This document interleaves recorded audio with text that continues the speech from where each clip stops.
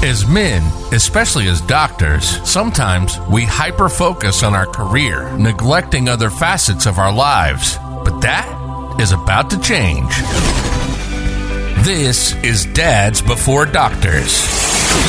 Some physicians claim their family is their top priority, but their lives tell a very different story.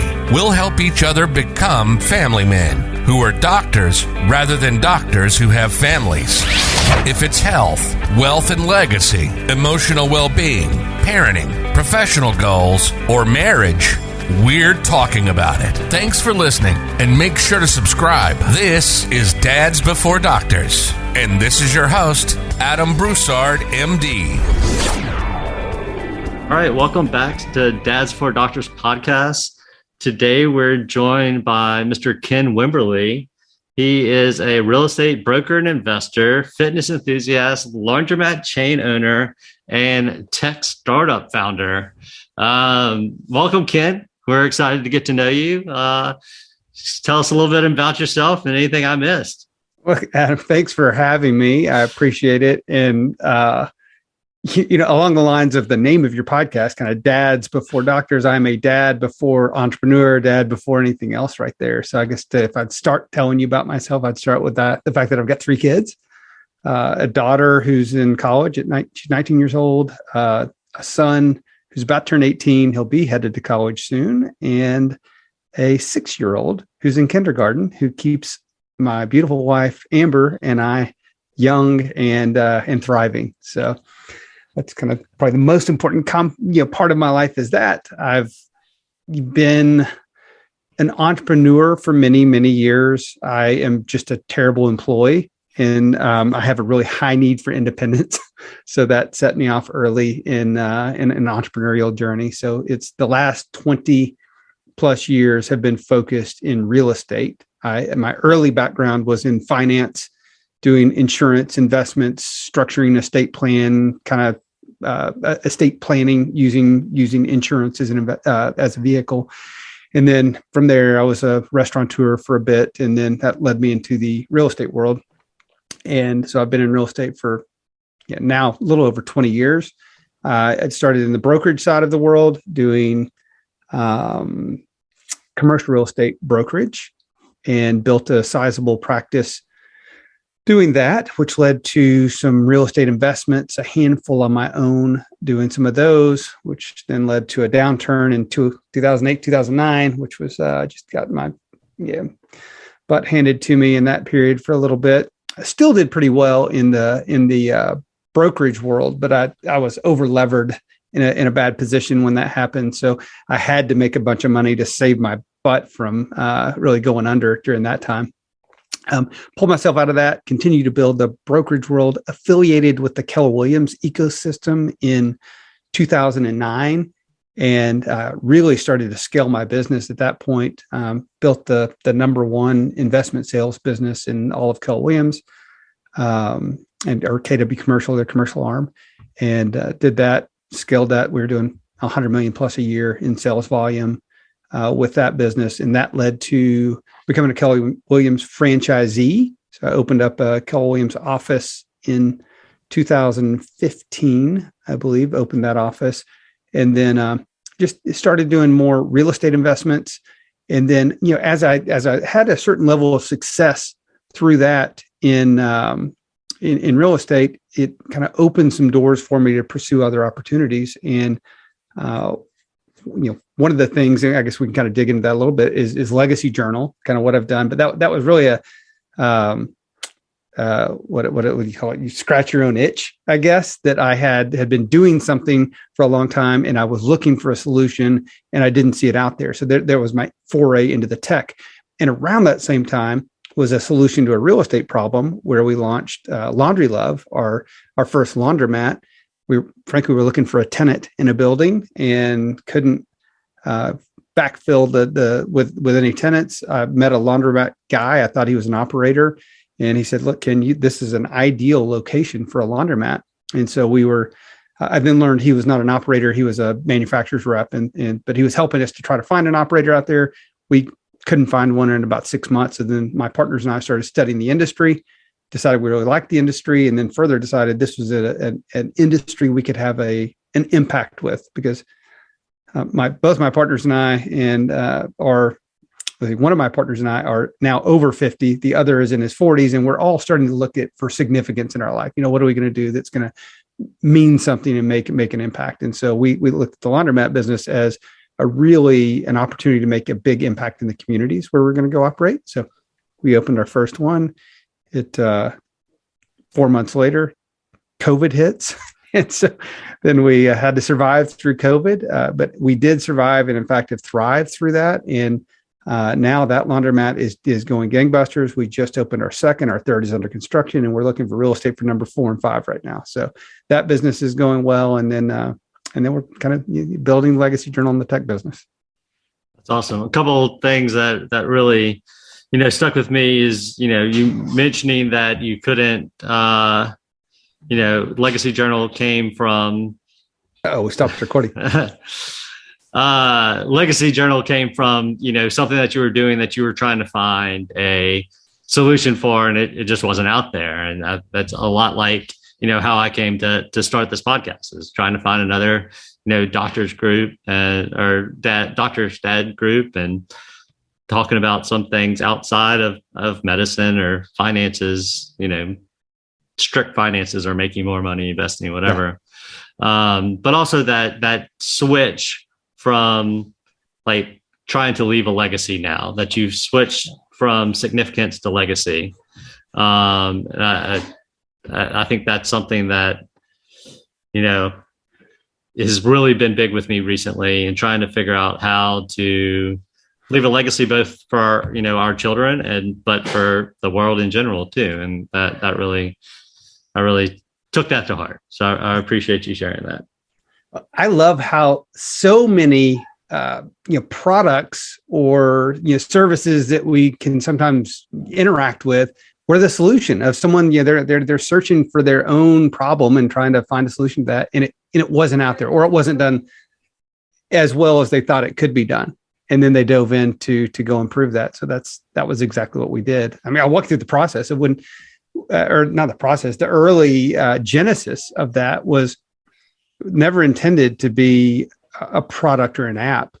It was just me wanting to be a good dad. Like when I had my daughter, she was born in 2002, and it was a magical experience. It transformed my life. I went from being very selfish, very self-centered, it's all about me in my life, to it was all about someone else. And it was about this beautiful child that had come into the world, and it really changed my life. And shortly after she was born, really, I'll tell you, 3 things happened that got me on this journey. And so the first thing was, before she was born, my attorney at the time told me what he did for his children. He knew we were pregnant. He's like, Ken, I got to tell you what I do for my kids.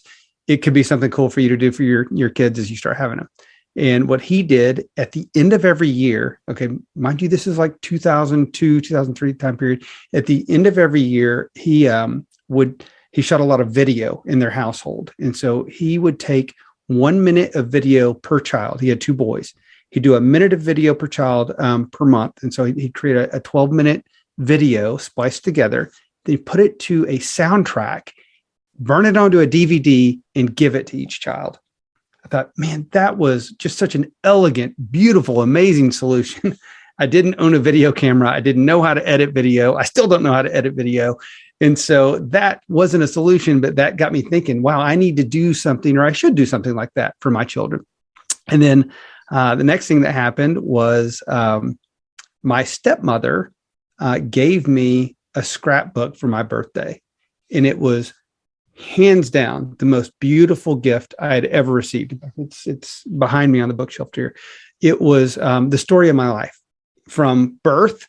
It literally, the first picture, when I opened up the scrapbook, it was me in the hospital with my little hospital bracelet on, through kind of my early childhood, through the evolution of just me growing up. And it documented family vacations we took. We used to go camping all the time as a family. And there were all these pictures about us camping, in stories in the margin like the jokes we told and the trips we took and the time the van broke down and we're on the side of the road. And anyway, just these great little stories of our life.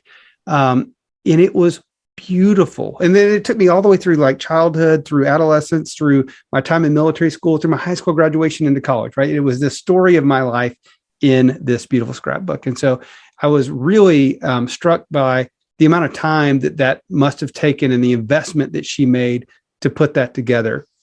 And it meant a great deal to me, and still does today. And crazy thing is, like 2 years later, we lost her, my stepmom, Donna, to bone cancer. She had passed away. And today that scrapbook is like her living testament to her love for me. And I'm so grateful for it. So those two things. And the third thing that happened was right after Grace was born, say right after, maybe 6 months, whenever the first time I took her out to a restaurant, was at a restaurant, walking around with her, just holding her and smiling at her. And this older gentleman walked up to me, and he looked down and at her, and he said, "Son, don't ever let a day pass without telling that sweet child how much you love her." He said, "Because time flies so fast, you'll never realize how quickly it goes." It's like, wow. And, this guy I've never met comes up and tells me this. So those three things combined to kind of sit with me. And I'm like, hey, I need to do something for my kids. What am I going to do?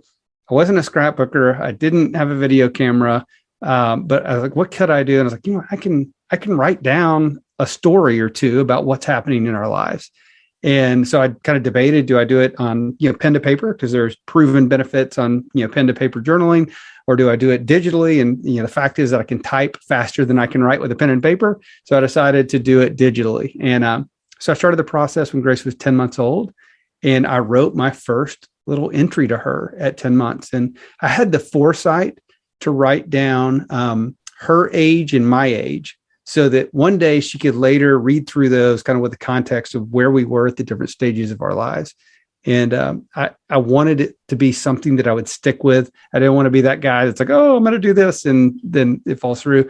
So I said, what could I do? What kind of rhythm could I stick with? And what I settled on was once a month.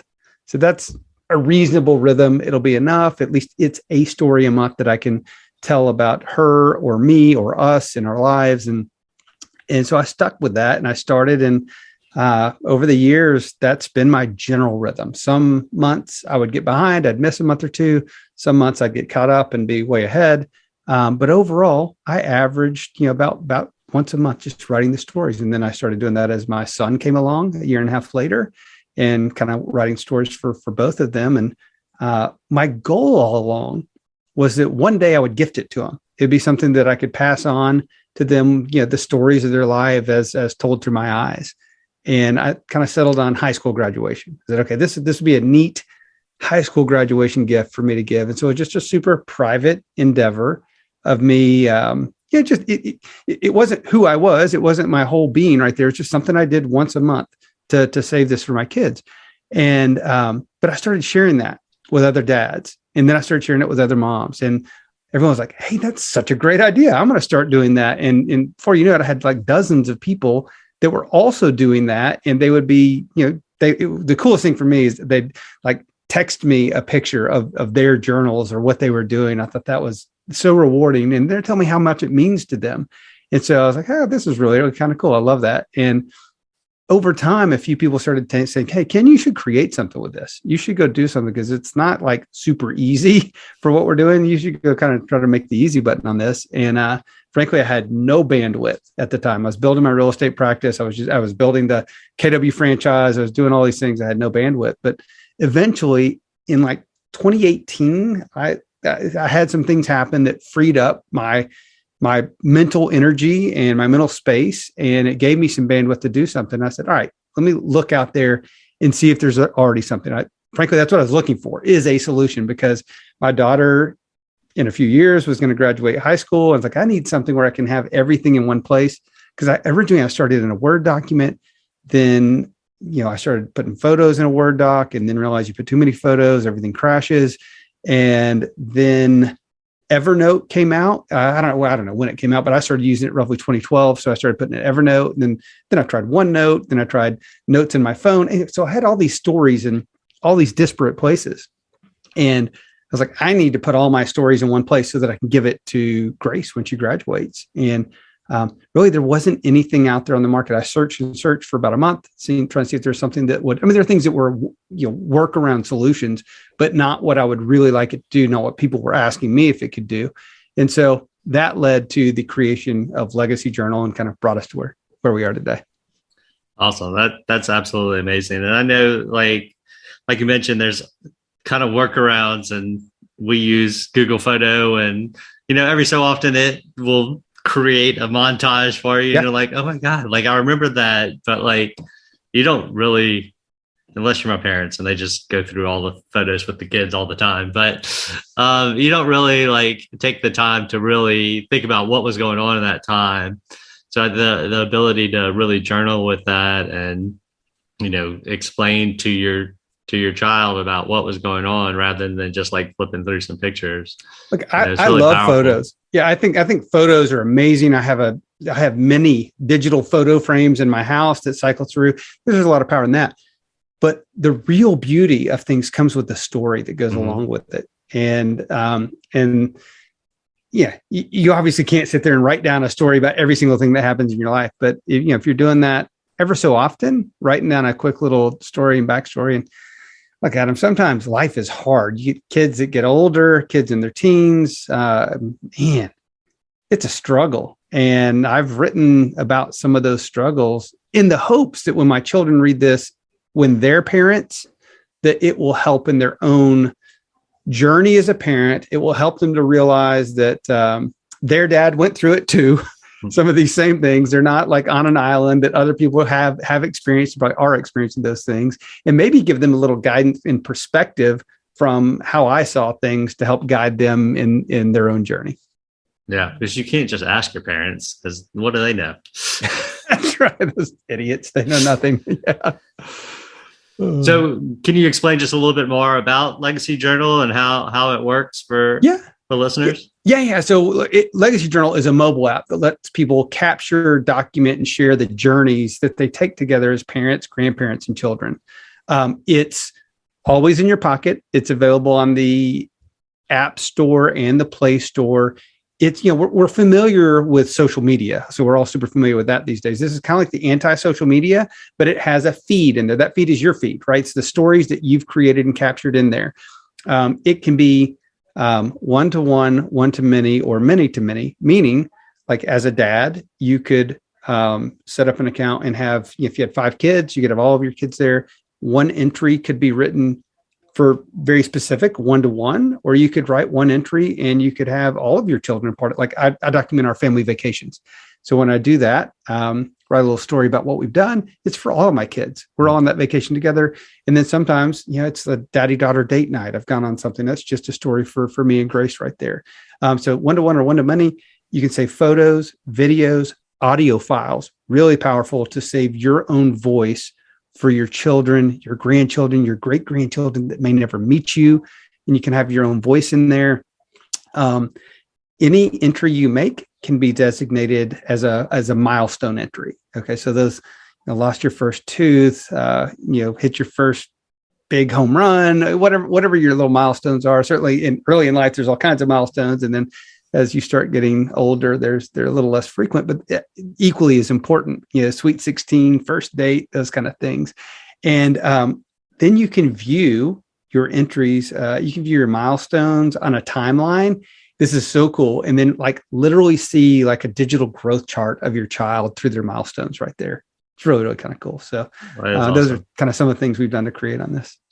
So for those of us that aren't having new kids, are you able to kind of add from the past to build up to now? Yeah, 100%. So you can, like anything can be backdated. So when you set up an account, you'll enter like your information with your date of birth in there. So it kind of knows your age and your children's information and their date of birth.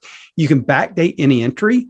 So if you're kind of remembering back into these things, and it will kind of auto calculate your age and their age at kind of the time of that entry right there. So 100% going back.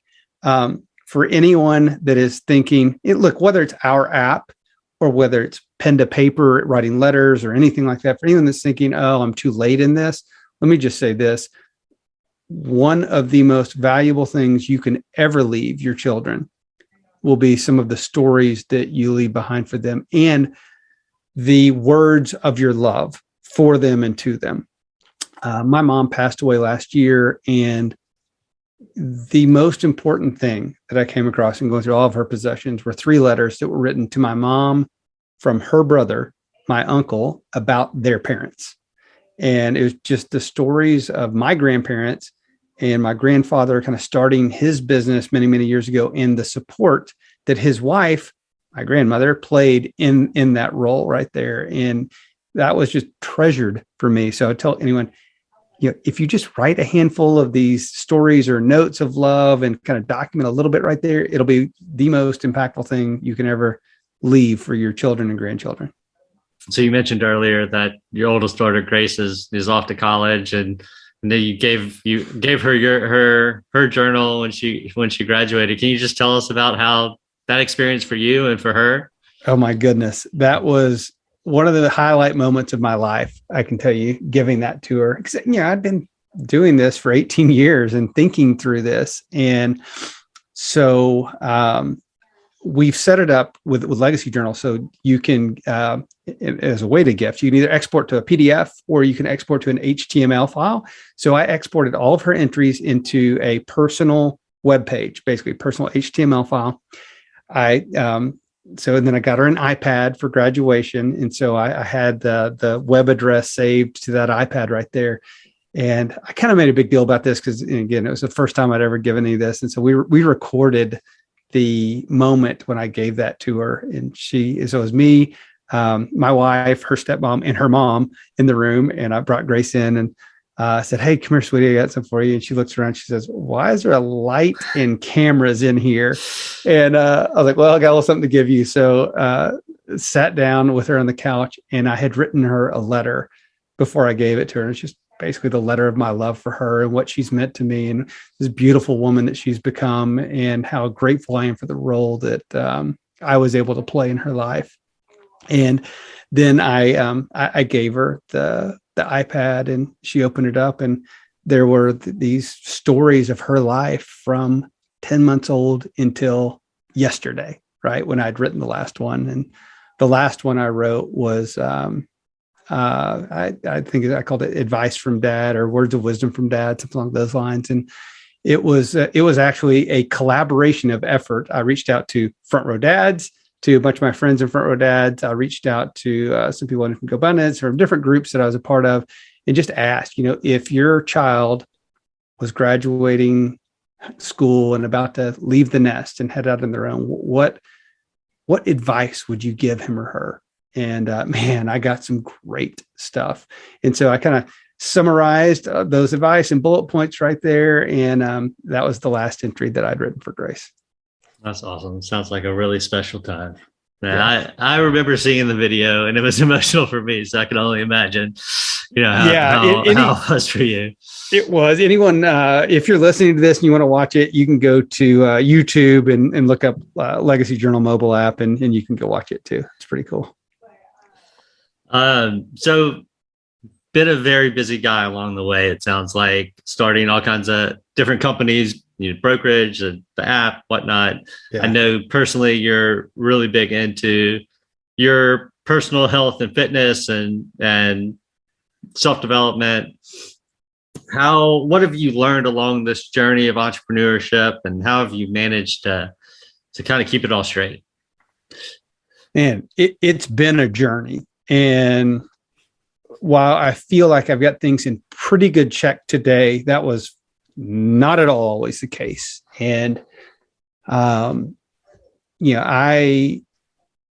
got divorced in 2008. I got married in 2000, divorced in 2008 or 2009, I think is when I got divorced. Was just generally working my tail off through those early years.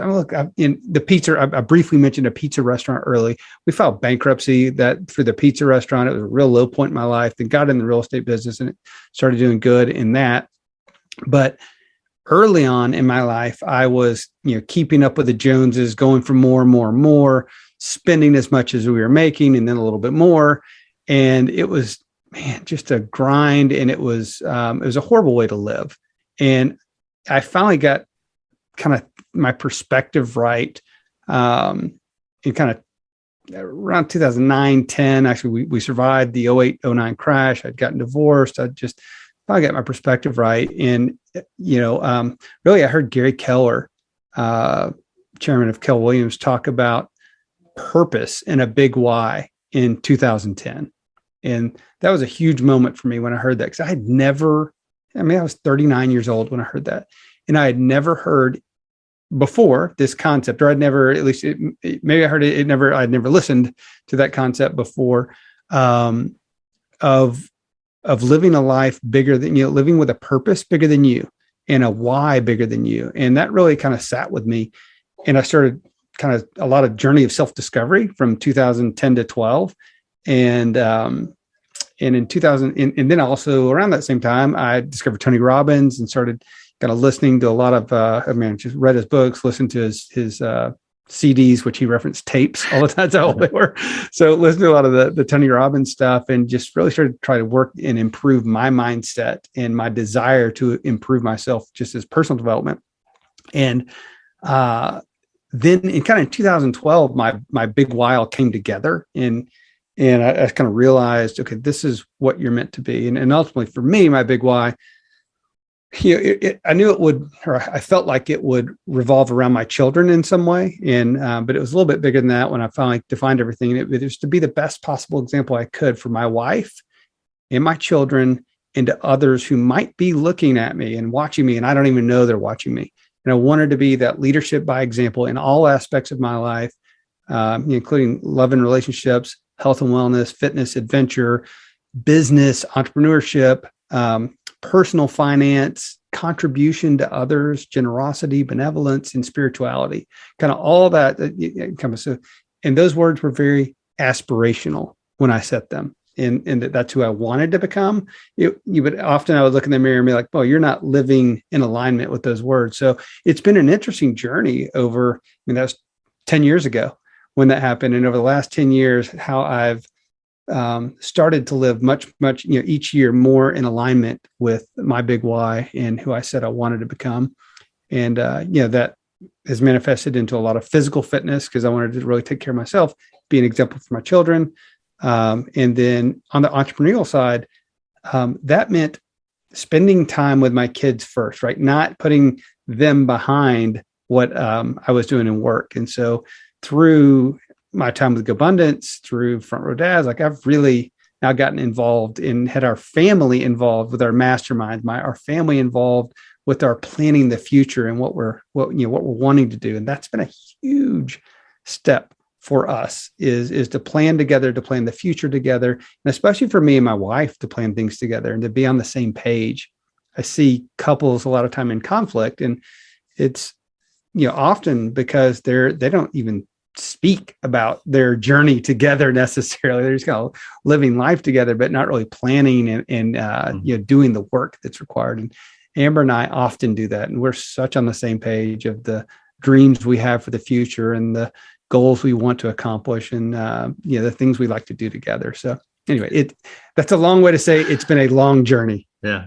Was Amber on the journey with you from the beginning was she into the self-development and the changes along the way, or did she kind of join in a later time? I feel like a lot of people that I've met, like one spouse is really into it and the other one not so much, but eventually kind of comes along. Yeah, I've generally been the one to open the lid, if you will, on these different things. And, in 2012, when I started getting on a fitness journey and started getting on a finance, really growing our business in 2012. But we got married in 2013. And in 2012, we kind of did a little inventory of our lives and realized we had $352,000 in debt, and we didn't own a home. Okay, we were living in an apartment and had all this debt. I was like, holy mackerel. So we both together actually read Dave Ramsey's Total Money Makeover book. And for 2 years, we just followed the plan that Ramsey laid out. we built our businesses because we had to have the money to be able to do what we wanted to do, paying this off. And this was the commercial real estate business, brokerage business we were building at the time.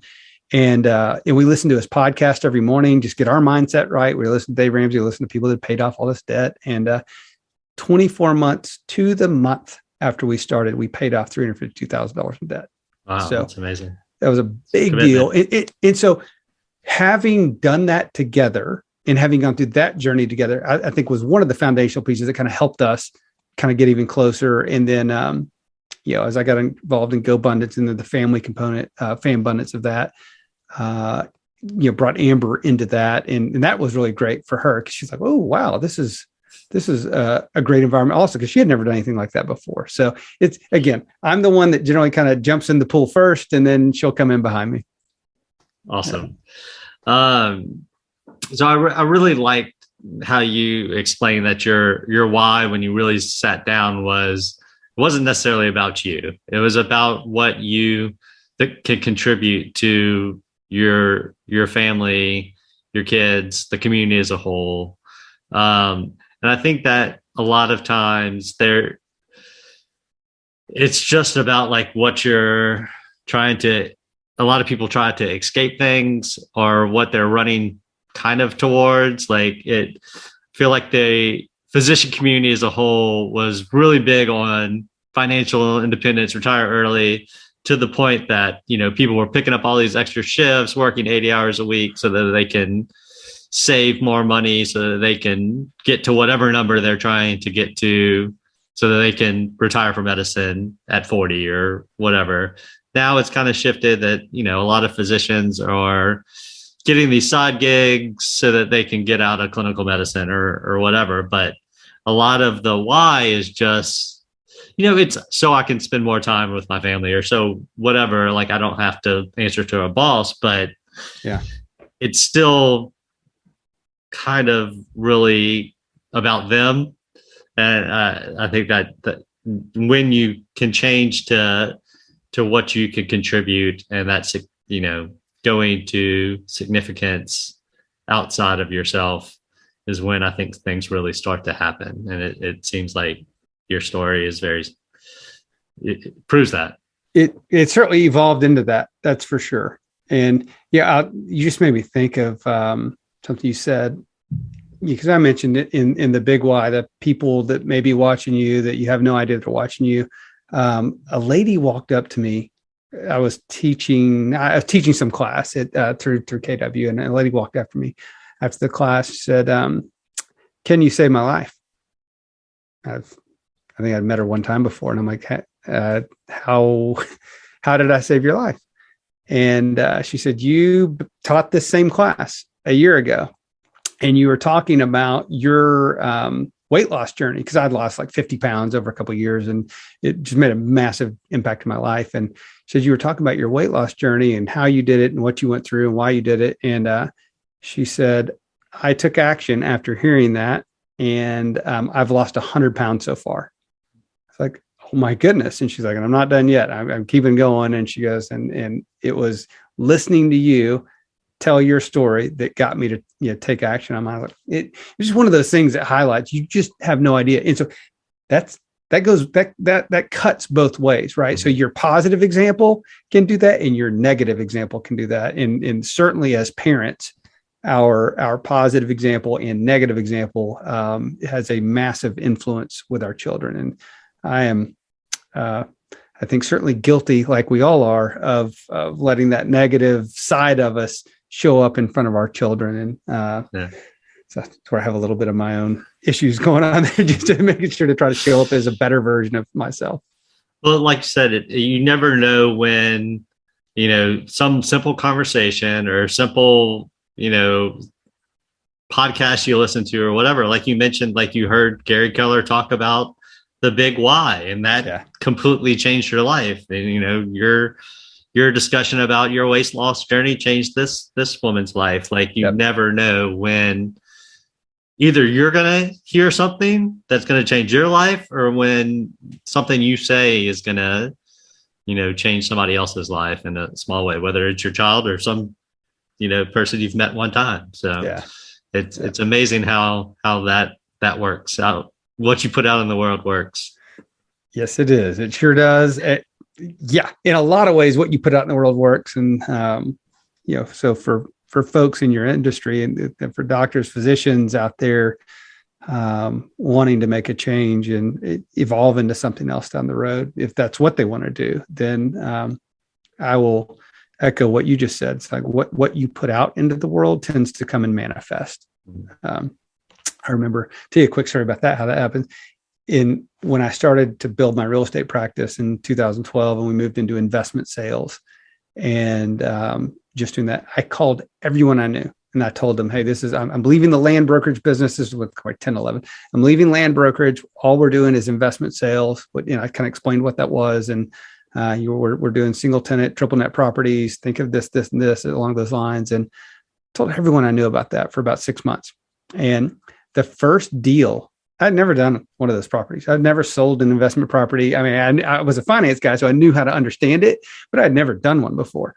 And the first deal I had was a referral from another broker that called me with a list, and he said, "Ken, I know you're doing all these triple net investments right now. I came across one. Can you go list this deal?" I'm like, "What?" Put it out to the world, and then it manifests right there. But kind of funny how that happens. Yeah, exactly. So how, with all the different things you're involved with now, how do you have any secrets of time management or how you're getting all this stuff done? Yeah, I mean, look, it's sometimes really hard to be involved in so many different things, and it can zap the time. But I think the thing I've done pretty well is put some really key people and leverage in my life. I've got really good team and a staff that helps me. I've got a virtual assistant that I hired 8 years ago. She's been with me 8 years right now, and she helps run my entire life. She knows where the bodies are buried. She knows where the passwords are. She knows everything right there. But we built a certain level of trust, a really deep level of trust over 8 years. And she manages all three of my inboxes. She kind of screens my emails, replies back for me, if possible, just helps to really save a lot of my time so that I can focus on the things I need to focus on. In my other businesses, I have key people in place to help run those businesses. Certainly in the laundromat business, I've got two really great partners, one of whom is our managing partner. And so he's the one doing the bulk of the legwork for the laundromat businesses right there. So, Legacy Journal has been the biggest that I've committed so much time to, because it's startup business. It's kind of just getting going right there. And so I've committed a lot of my time and effort into that, but I've been able to do that because of the leverage in my other businesses. Sounds like who, not how is real big. 100%. Awesome. I think us as physicians think we have to do everything ourselves, and we can only do it the right way. So it is a excellent concept to take to heart. I'm still guilty of that too. Okay. So it's some of those people hear me like, "Oh, you got it all figured out." No, I'm still guilty of that. Cause I do. I feel like, oh, I can do this better than, and maybe I can do it, 10% better than you could do it. But if you can do 90% and right there, that's a big deal. I'll just say the other part of managing my life is I really follow a calendar. I'm highly disciplined about putting what I need to accomplish on my calendar and following that. And I have it kind of color coded with the different businesses. So I know how much time is allocated to the different parts of my world right there. So I think time management through a calendar is really important. And if you want to do something, if you're committed to do something, put it on the calendar. And I kind of learned some of that through Gary Keller. He was really, really big on that, and including, date nights, time with my kids, the other things, when I say time, specific one-on-one time with kids, it gets in the calendar so that we can go and do that. And it's prioritized so that it doesn't get overwritten by something else.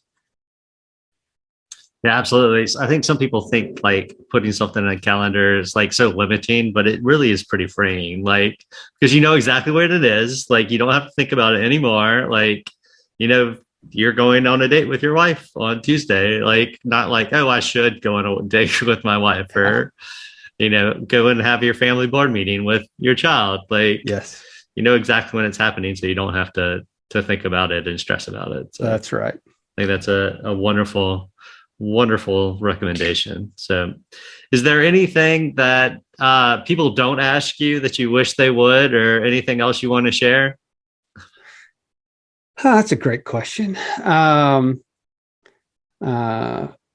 Here, I'll share a funny and interesting fact. So I went to military school at 12 years old. I wanted discipline in my life. And so I went to military school when I was 12 years old after watching the movie Taps. That came out, and 6 months later, I was at Kemper Military School. I graduated valedictorian at age 16. I then went to Texas A&M for my first semester in college, and I failed out with a 1.2 my first semester in college. So there you have it. Wow. So how did that conversation go about wanting to go to military school at 12? It was interesting. So I grew up in the 70s. So there was a term in the 70s called latchkey kid. So I grew up in a single parent household with an alcoholic mom. She was a wonderful woman, but she had a challenge with alcohol her whole life. And so I was alone a lot. Me and my sister, we had a lot of free time. We were just kind of there doing our own thing quite a bit. And I just somewhere internal, I felt like I needed structure and discipline in my life. And so after watching that movie, my buddy and I watched that movie. We were in 7th grade, and he went to his dad. I went to my mom. We're like, we want to go to military school. And my mom was like, you're crazy. Get out of here. And so that was kind of the end of that at first. But then within the, probably 3 to 6 months later, I think my grades were taking a downward trajectory, and probably was hanging around with just some, mediocre characters. And so mom kind of revisited it, and she said, hey, you still thinking about that military school idea? And I was like, well, not really, but we can think about it again. And so next thing you know, there I was. Oh, great. Yeah. So just can you share again how people can connect with you, how they can find the Legacy Journal app? Yeah. Just so that we can further along our. Yeah. So look, I'm on social media. I am on Facebook, and it's at Lord Wimberly on Facebook. Legacy is on Facebook. Legacy, look up Legacy Journal on Facebook, on Instagram. I think we're even on TikTok now. And then, but really, you learn tons about Legacy Journal by legacyjournal.app, our website, legacyjournal.app. And in fact, we're just rolling this out right now. If you go to legacyjournal.app/21 free, like the number 2, the number 1 free, you can go sign up, and we'll send you a code for a free 21-day premium membership in there. Oh, wonderful. So anyone that wants to do that, you go there. And if people want to connect with me about, email is probably the best way. Someone wants to connect with me. It's Ken at legacyoflove.app, Ken at legacyoflove.app. And especially if you want to connect about, bonding with children, creating memories, documenting those things. I love to talk about that kind of stuff. So anytime. Wonderful. So hopefully we can keep the conversation going. I really appreciate you taking your time. Grateful for sharing your story with us, and hopefully listeners will enjoy it just as much. Awesome. Thanks for having me. I appreciate what you're doing. Thank you. You've been listening to the Dads Before Doctors podcast. Family men who are doctors rather than doctors who have families. In an evolving and ever fast-paced world, we cannot lose sight of our real priorities. We hope you enjoyed the show. We know we had fun. Make sure to like, rate, and review. And tell a friend about the show. We hope you've gotten some useful and practical information from the show. And we'll be back soon. But in the meantime, hit the website at dadsbeforedoctors.com. Questions, comments, suggestions? Email adam@dadsbeforedoctors.com. And find us on Facebook and Instagram at Dads Before Doctors. Remember, the host of this show is not your doctor, your coach, or your financial advisor. This show is strictly for entertainment. Till next time, this is Dads Before Doctors, signing off.